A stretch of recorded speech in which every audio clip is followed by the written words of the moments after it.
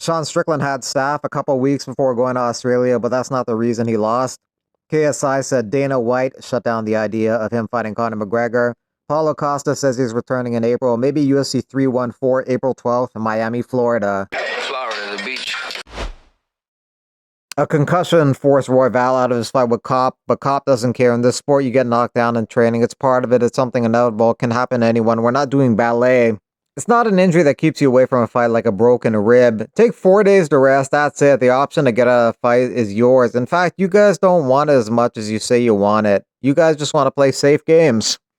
Calm your gyno-filled titties. You didn't even deserve to fight me. You beat number 14 after having the worst fight in UFC history. I'm just doing side quests at this point. I'll see you, though. Me deserve to fight you? Are you out of your mind? Who the f*** are you, honestly? Don't forget, you was getting your ass beaten by my Japanese son. Japanese son away.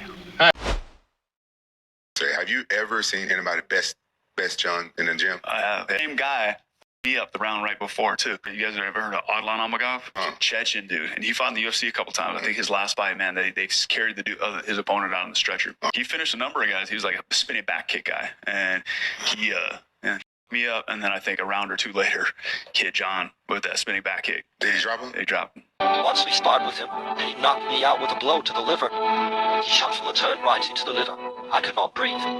But then he sparred with Carlos Condit and knocked him out too. On the same day. He's a very special guy.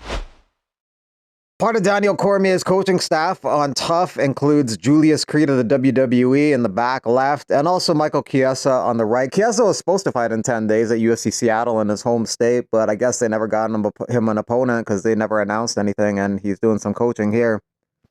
The Tough 33 welterweight roster has 3 Brazilians, 2 Americans, a Mexican, Irish, and Ukrainian fighter. And for flyweights, it's very diverse. Someone from Kazakhstan, India, Mexico, Brazil, USA, Venezuela, South Africa, and Uzbekistan. Yes, he was born in Uzbekistan. Michael Venom Page wants to fight in April, July, and October, making it 4 fights this year. He didn't take any damage in his fight with Shara Bullet Magomedov, so he's good to go in April if he wants to.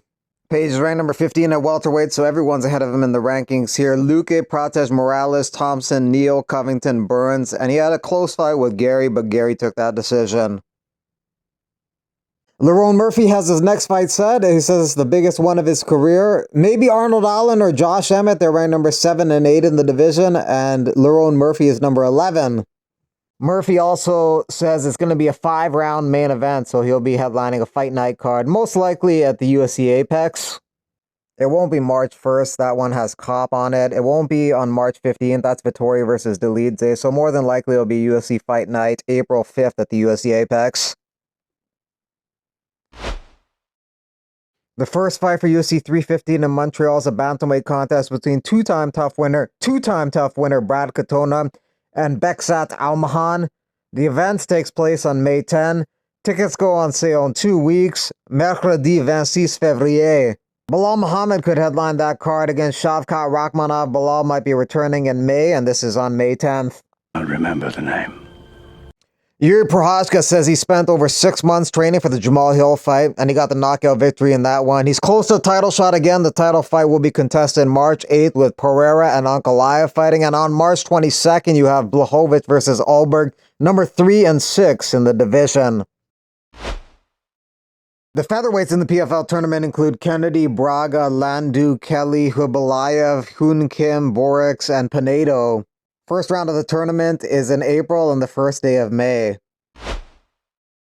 Money Moicano thinks if the UFC gave TKO shares to fighters based on performance, it'd benefit everyone. Fighters are in long-term financial security. Promotion strengthens loyalty and investment from biggest stars, rewards success, and builds the future. TKO stock has gone up a lot in the past month, up $33, up 23% in the last month.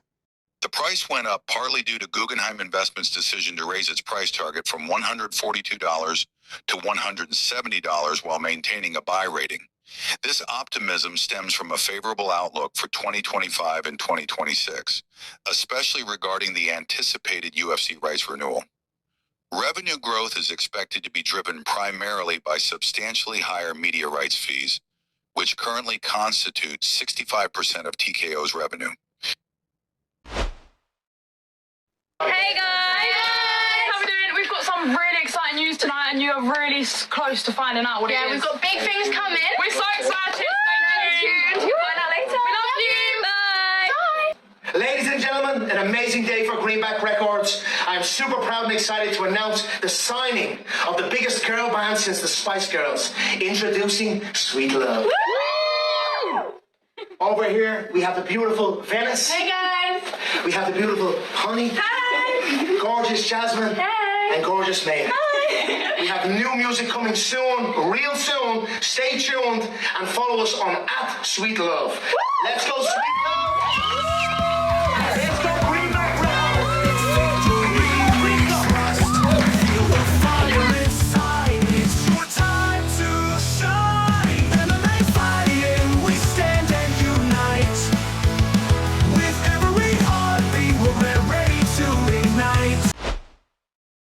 Michael Chandler shared this on his story. He has interest in fighting Paddy Pimblett, UFC 317 on International Fight Week. That's June 28th. As far as who headlines that card, John Jones versus Tom Aspinall would be a good option. A lot of people want to see that. Islam Makhachev has also expressed interest in fighting on that card. The perceived skill gap between those two fighters, Right. at least in the eyes of many fans. Exactly. I Yeah. just don't think Paddy's on that level yet. And then beyond the rankings, there's this question of history between Diaz and Poirier. They were supposed to fight back in 2018. The fight fell apart. So now, is Diaz genuinely pushing for Pimblett to get this fight? Or is he using this as a way to insert himself back into the conversation? Right. Maybe hoping to reignite that old rivalry and get his own shot at Poirier.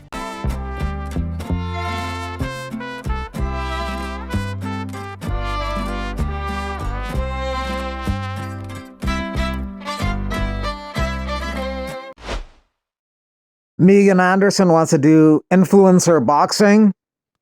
I don't know if I agree with his coach being very vocal about it. I feel like that should have been a conversation had behind the scenes. But then we also don't know the relationship that they have. You know what I mean? It could be something where, like, Sean doesn't really take too much offense to that. Right. You know what I mean? Love hearing this brutal honesty from Nixick on Strickland. That kind of performance needs to be called out. Imagine your coach throwing you under the bus like that. People say they want the real non-cut, but when you give it to them, they say you should have sugarcoated it. I very much appreciate the truth and directness of Coach Nixick. Oh shit, that's Baby Hulk. Street Beast legend, Baby Hulk, an MMA fighter. John Fish here. We're walking out of the courthouse. The hearing went well. Did no hiccups. Judge approved the settlement and the distribution plan. UFC lawyers made a point of saying that the UFC is fully in support of all members of the class filing to claim their damages and get their money. So there should be absolutely zero fear from any of you fighters who are part of the class to get your money. The UFC is fully in support of it. They made a note to specifically say they're fully in support of it. No one should be afraid to collect their money, so be sure to do that. And now on to the Johnson class.